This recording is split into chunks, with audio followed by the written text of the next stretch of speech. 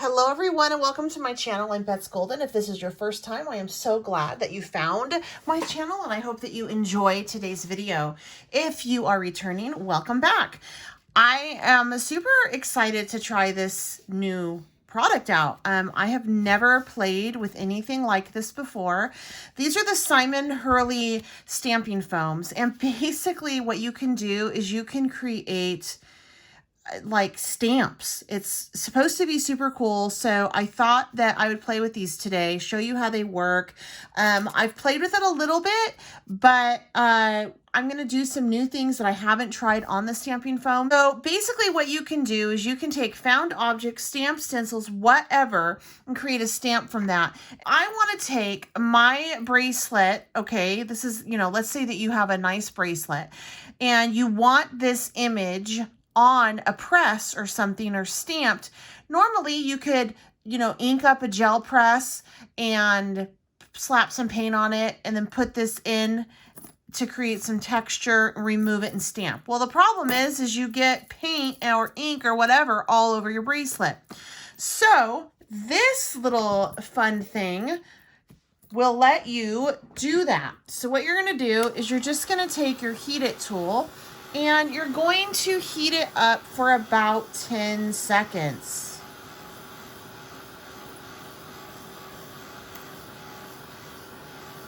Then you're going to take it, you're going to press it down into what you want to stamp. About 10 seconds or so. I'm not really counting here, so I might be over. Okay, so now I am left with this impression. So what you can do is you're going to take your ink, and I'm going to use Simon Hurley ink.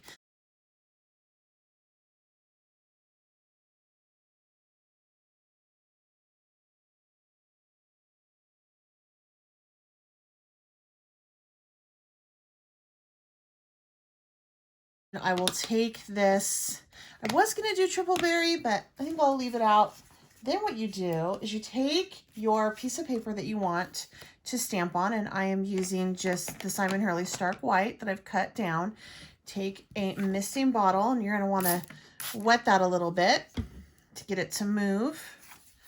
And then you're just going to take and stamp your image on your paper. And voila, now I have a really cool stamp, custom stamp from this foam. And how awesome is that? All right. But wait, it gets better. Okay, you guys, you're going to take and just remove all that ink. Okay. So you're just going to take and just clean that ink up as much as you can. I'm using a stamp squeegee. I'm going to have everything listed for you down below that I'm using in case I forget to say anything. But I'm just removing all that ink. Take this, kind of dry this off. Then, guess what? We can do the whole thing again. All we have to do is reheat it, and we're going to know that it is heated up enough when the image disappears. So if you want this stamp, that's so cool. You can just keep it for as long as you want to use it. I'm laying out the stuff for my next stamp, and I haven't done this. I thought it would be fun to do some paper clips. And so for this one, I'm just going to lay out these paper clips. And for these colors, I'm going to use Over the Moon, Guppy, and Traffic Cone. But before I do that, let me back up a little bit. I actually want to take and blend some of the color through here. So I'm just going to take my Over the Moon.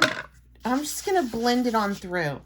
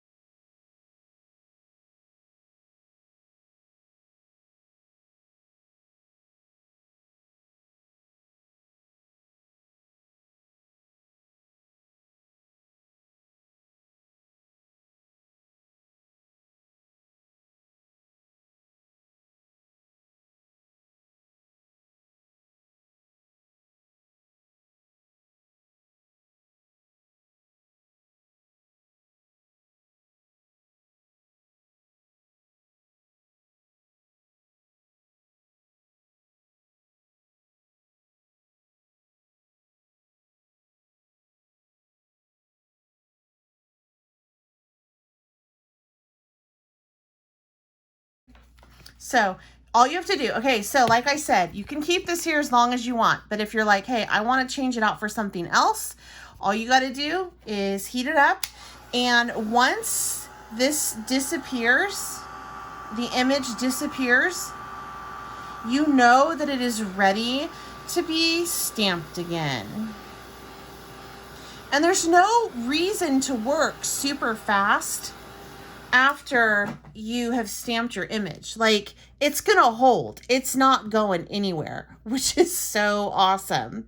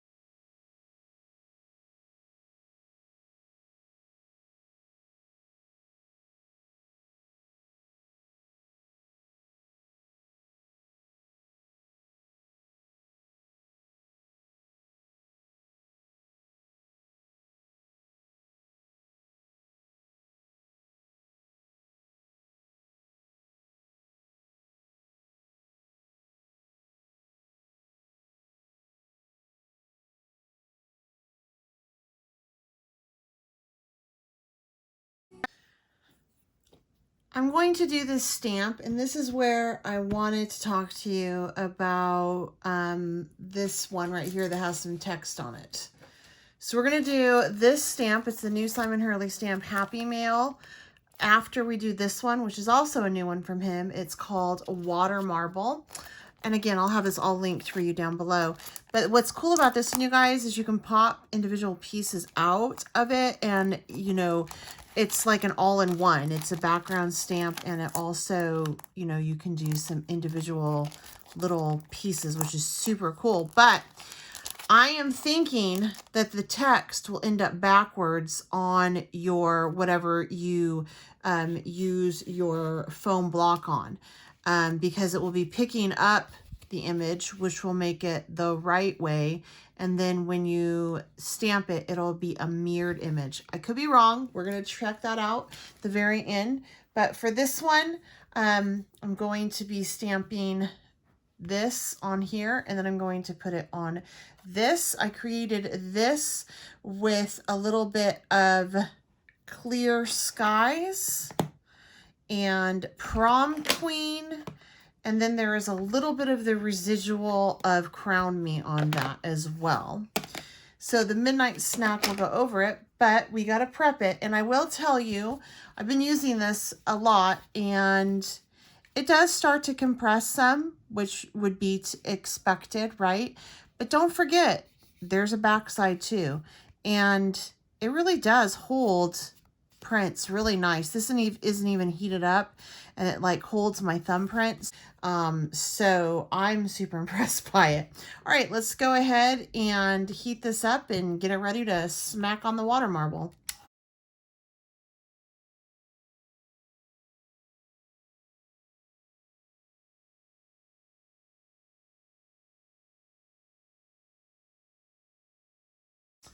Look how cool that is.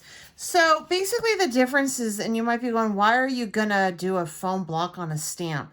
The reason is because on the stamp, all of these raised pieces is what will transfer over onto your piece of paper. Okay, it'll stamp those.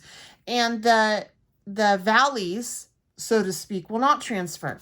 Well, what this does is this gets right into those valleys, and the valleys transfer, and the mountains, so to speak, do not. So that's why it's kind of cool to do a technique like this if you have a stamp that you think that would be fun. I'm going to use some Midnight Snack.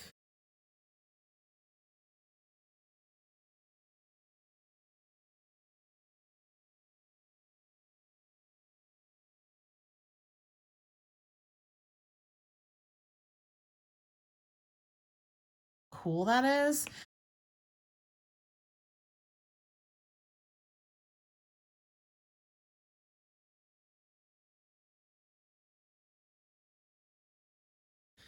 Okay, so the text transferred over how it should read if I were to stamp this on a piece of paper directly from the stamp. So I have Happy Mail, that looks right, Hugs looks right, in the right direction. So this is what I mean with the text. You want to be very careful with this, because when we stamp it onto regular paper,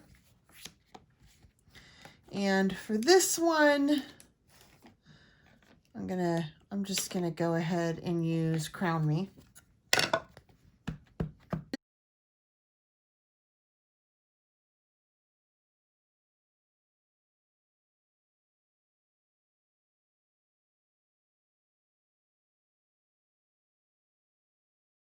And you can't really tell because I got it a little bit too wet. So I'm gonna do it on the other side again.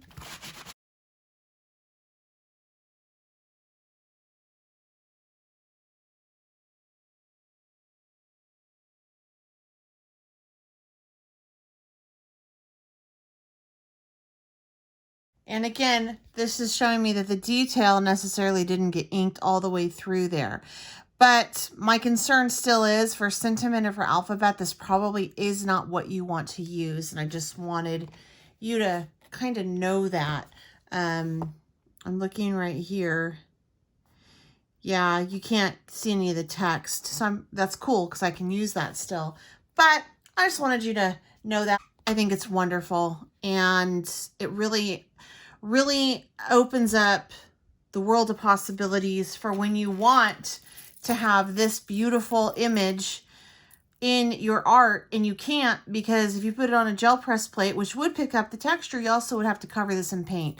This allows you to do that, not have to cover it in paint. Sure, the texture isn't as much as a gel press, but it's still pretty cool. And to show you, let's just recap here and go through all of these. This is that stencil, got a little bit too wet, so be careful with your water. This was the crown molding that I did.